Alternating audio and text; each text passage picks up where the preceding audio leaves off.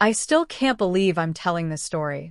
It was 1:17 a.m. when I looked out the living room window and saw my 9-year-old son curled up on the cold concrete porch like a stray animal.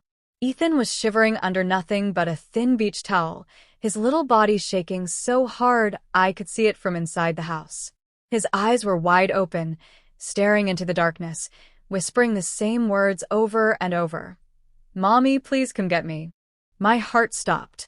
I ran outside in my socks, scooped him up, and felt how ice-cold his skin was. He buried his face in my neck and started sobbing like his whole world had ended. Grandma said I was disrespectful, so I have to sleep outside. This was my son, my only child, 9 years old. Let me tell you exactly how we got to this moment and what I said that changed everything. My name is Sarah. I'm 32, a marketing manager, and I thought I was married to a decent man. His name is David, 35. We'd been together for 12 years. For the most part, we had a normal life. But every time we visited his parents, something felt off.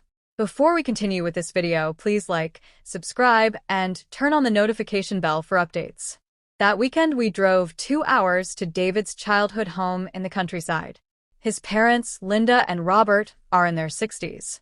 On the surface, they look like the perfect retired couple. Big house, perfect lawn, always smiling for photos. But I've always felt this quiet judgment from Linda especially. The way she watches how I parent Ethan.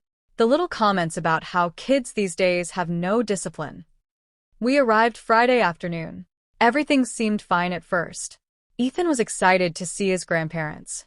But by Saturday evening, the tension was building. I had stepped upstairs for an important work call. That's when it happened. Ethan, tired and a little cranky after a long day, didn't want to wash the dishes exactly the way Linda demanded. He said politely, "Grandma, you don't have to yell at me." That was it. That was his crime. Linda apparently lost it, called it talking back, said he needed to learn respect the hard way. And David, my husband, didn't stop her. They opened the front door and made my 9-year-old son sleep outside, alone, in the dark, with no jacket, in the cold night air. And here's what makes my blood boil even now: they didn't tell me. They just left him there. I came downstairs around 1 a.m. for a glass of water and saw him through that window. My baby, terrified, freezing, broken. I didn't scream. I didn't cry right away. I just felt something inside me snap. I brought Ethan inside, wrapped him in my arms, and walked straight into the living room where Linda and Robert were still sitting like nothing had happened. I looked Linda dead in the eyes and said 4 words that would destroy the fragile peace we'd kept for years. What I said next changed everything. What I said next changed everything. But before I tell you those 4 words, let me take you back to exactly how this nightmare unfolded, because none of this happened out of nowhere. We pulled up to Linda and Robert's house late Friday afternoon. Ethan was bouncing in his seat, excited to see his grandparents. "Mom, can I show Grandpa my new soccer tricks?" he kept asking.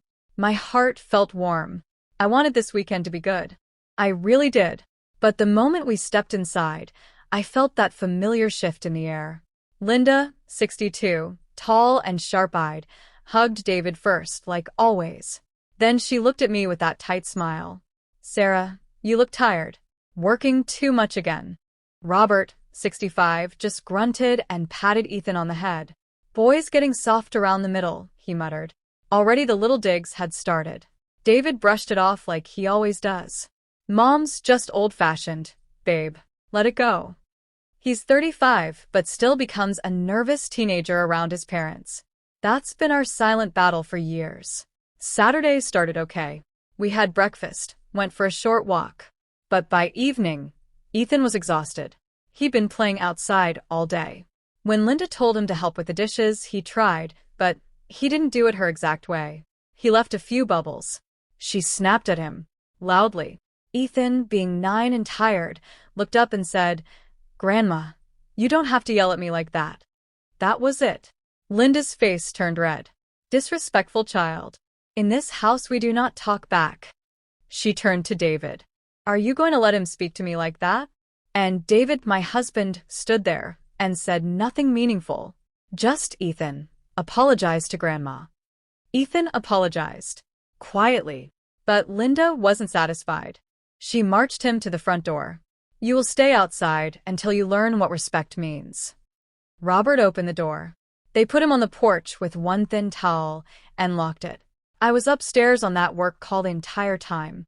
I had no idea. They left my son out there for hours. By midnight it had gotten colder. Light rain started falling. Ethan has mild asthma. The cold air could have triggered an attack. They didn't care. I came downstairs for water around 1:17 a.m. and froze when I saw him through the window, curled up, shaking, whispering for me. I rushed outside, grabbed my baby, and carried him in. His body felt like ice against mine. He was terrified. I stormed into the living room where Linda and Robert were watching TV like nothing was wrong. David came down the stairs behind me, looking half asleep. I stood there holding Ethan, my voice shaking with rage. I looked Linda straight in the eyes and said, "You will never treat my son like this again." The room went silent. But that wasn't even the sentence that broke everything. Because what I said right after forced my husband to finally choose a side. "You will never treat my son like this again." The words hung in the air like smoke. Linda's eyes narrowed. Robert set his coffee mug down hard. David stood frozen on the stairs behind me, still in his pajamas, looking like he wanted the floor to swallow him. But I wasn't done. I held Ethan tighter against my chest, his little body still trembling, and looked my husband dead in the eyes. "David, if you don't stand up for your son right now, I swear we are done." That was the sentence. Those were the 4 words that changed everything. The room went dead silent. Linda immediately jumped in, voice sharp as a knife. "Oh, please, Sarah. You're overreacting like always." The boy talked back. He needed to learn consequences. When David was his age, he would have been grounded for a week. I felt Ethan flinch in my arms. He whispered, "Mommy, I just wanted her to stop yelling." My blood was boiling. I turned back to Linda. "He is 9 years old. He said you didn't have to yell. That's not disrespect. That's a child setting a boundary. And you punished him by locking him outside in the cold like an animal." Robert finally spoke, his military tone cutting through. "In this house, we don't tolerate backtalk. You modern parents coddle kids too much. That's why the world is soft." David still hadn't said a word. That hurt more than anything. I kept going, voice low but shaking. "This isn't the first time, is it? All weekend I've seen the way you correct him behind my back. The extra chores. The silent treatment when he doesn't sit perfectly straight. You've been undermining me for years." Linda's face twisted. "Someone has to teach him manners, since you clearly won't. You're always working, leaving David to handle everything. Maybe if you were a better mother." That was the moment something inside me broke completely. I looked at David again. "This is your family. This is your mother treating our son like trash. Choose. Right now. Us or them." Ethan started crying harder. "Daddy, please." David's face went pale. He looked at his parents, then at me and Ethan. For the first time in 12 years, I saw real conflict in his eyes. The mama's boy was cracking. He opened his mouth to speak, but before he could get the words out, Linda played her ace. She started crying, dramatic, loud sobs. "After everything we've done for you, David, the mortgage help, the college money, this is how you repay us." The stakes just skyrocketed. David looked torn apart. I could see years of guilt crashing down on him. I held my breath, heart pounding, waiting for the man I married to finally show up. And in that heavy silence, David took a step forward and said the words I never thought I'd hear. David took one more step into the living room, his face pale under the dim lamplight. "Mom, Dad," his voice cracked. "This has gone too far." My heart slammed against my ribs. For the first time in 12 years of marriage, I actually heard my husband choose. But Linda wasn't letting go that easily. She wiped her fake tears and pointed a shaking finger at me. "David, after everything we've sacrificed, the mortgage payments we've covered for the last 3 years, the college fund we started for Ethan, you're going to let this woman destroy our family over one night of discipline." Robert crossed his arms, military posture locked in. Son, don't be weak. Stand up to her like a man. Ethan was still clinging to me, his small hands fisting my shirt. He whispered something I almost missed. Mommy.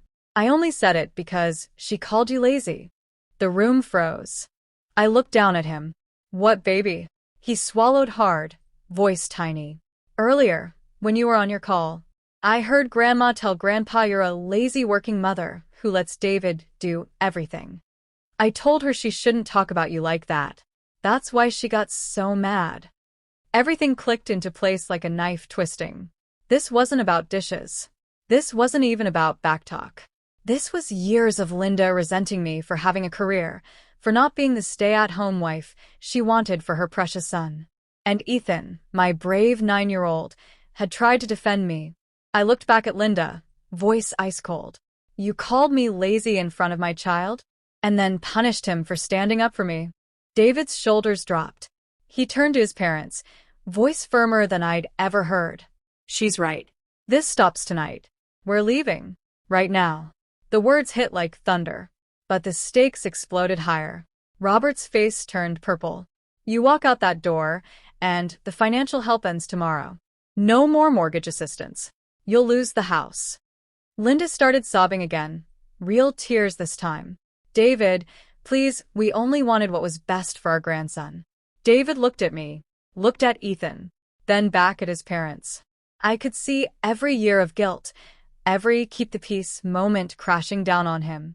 He took a deep breath and said the one thing that would either save us or destroy us forever.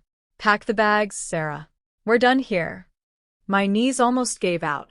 But as we turned to leave, Linda screamed one last threat that made my stomach drop. Linda screamed one last threat that made my stomach drop. You walk out that door, David, and you are no longer our son. We will cut you off completely. The mortgage, the college fund, everything. The words echoed through the house like a gunshot. Ethan flinched in my arms. David stood completely still for one heartbeat. Then he looked at me, looked at our son, and his voice came out steady for the first time in 12 years. Mom, Dad, we're leaving. And if that's how you feel, then that's your choice. We packed in 15 minutes. No shouting. No more tears from me in front of them. Just the sound of suitcases zipping and Ethan's quiet sniffles as I buckled him into the car at 2:30 a.m. David drove. I held our son the entire 2-hour ride home while he finally fell asleep against my chest. That night, I finally understood everything. Ethan hadn't been disrespectful about dishes. He'd overheard Linda call me a lazy working mother who was ruining David's life. My 9-year-old stood up for me. That was his only crime. Linda's punishment wasn't about respect, it was about control. She had spent years undermining me, guilting David, and trying to turn our son against my career so she could keep her perfect family dynamic. David chose us. That was the logical truth I had waited 12 years to hear. When we got home, I finally let myself cry, huge, shaking sobs of relief and rage and pure exhaustion. David held me and apologized through his own tears. I'm so sorry, Sarah. I should have seen it years ago.